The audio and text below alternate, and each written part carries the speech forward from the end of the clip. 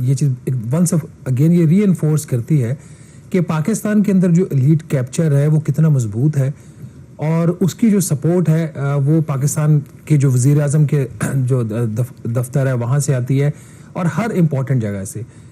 इसी elite capture की ये एग्जांपल है कि ऐसे वक्त में जब एक एस्टेब्लिशमेंट की पूरी कोशिश है कि किसी तरीके से जो बिजली की कीमतें हैं इनमें कमी लाई जाए, बावजूद इसके कि उसमें कमी लाने में नाकाम रहे हैं, फिर भी एक इस वक्त टास्क फोर्स भी काम कर रही है। आपने सबसे पहले घबराना नहीं है, बाहसियत कौम हम इसका मुकाबला करेंगे। बजाय कि कोई कमी की जाती, पाकिस्तान में सिर्फ कुछ 8 ऐसे पावर प्लांट्स हैं, बहुत छोटे हैं, बड़े पावर प्लांट्स वो नहीं है।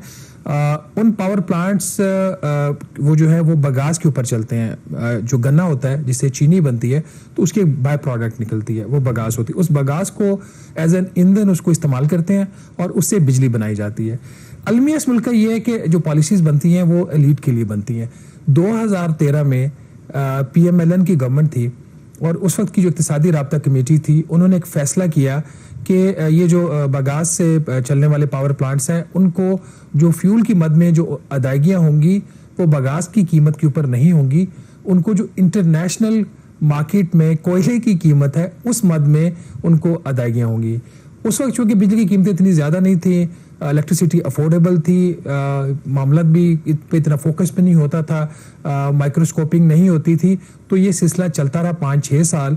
2019 में national electric power regulator authority, कहने के तो ये रेगुलेटर पावर सेक्टर का इसका जो काम है वो सार्फिन के जो हकूक़ है उसका भी तहफ़्फ़ुज़ करना है।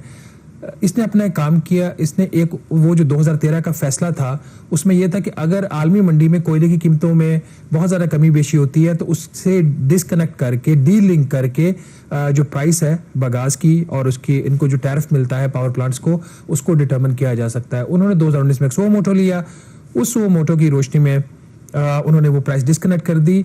तो ये जो पावर प्लांट्स थे चूंकि ये सियासी असर और रसूख रखने वाले लोगों के हैं, वो कोर्ट्स में चले गए।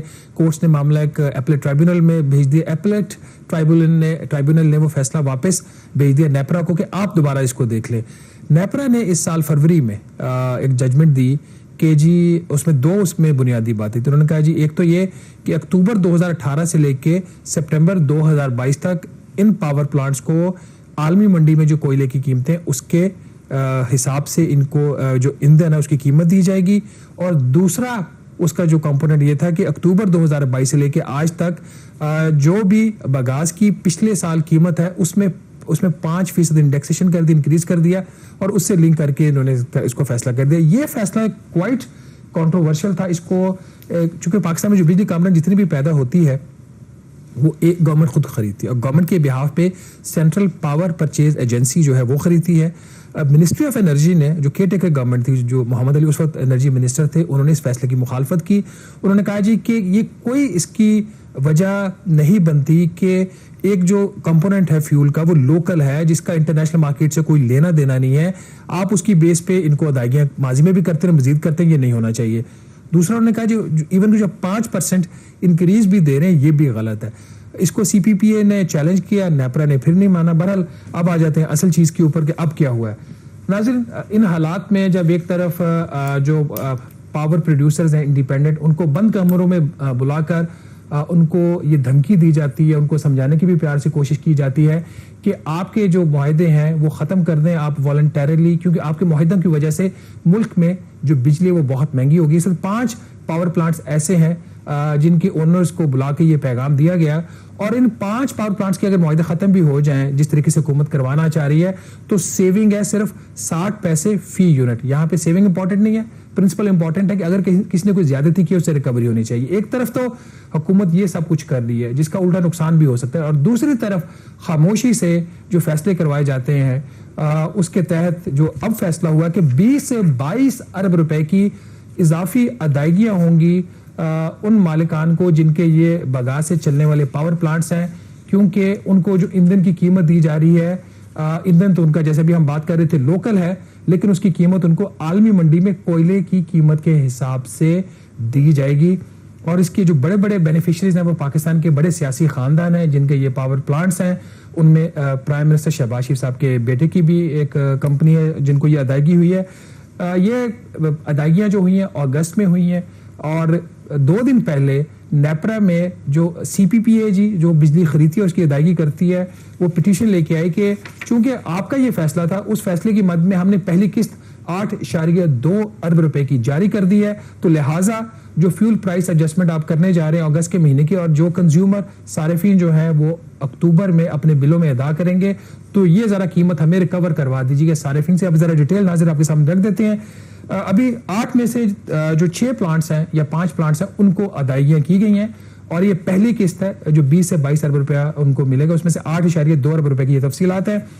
चनार एनर्जी है, ये जावेद कियानी साहब की कंपनी है, सियासी तौर पर बड़े ये वेल कनेक्टेड है, पाकिस्तान शुगर मिल्स एसोसिएशन के ये चेयरमैन भी रहे हैं। उनके प्लांट को 840 मिलियन रुपए की अदायगी हुई है। चनियोट पावर सलमान शहबाज साहब की कंपनी है, इनके प्लांट को 1 अरब 47 करोड़ और 84 लाख रुपए की अदायगी हुई है।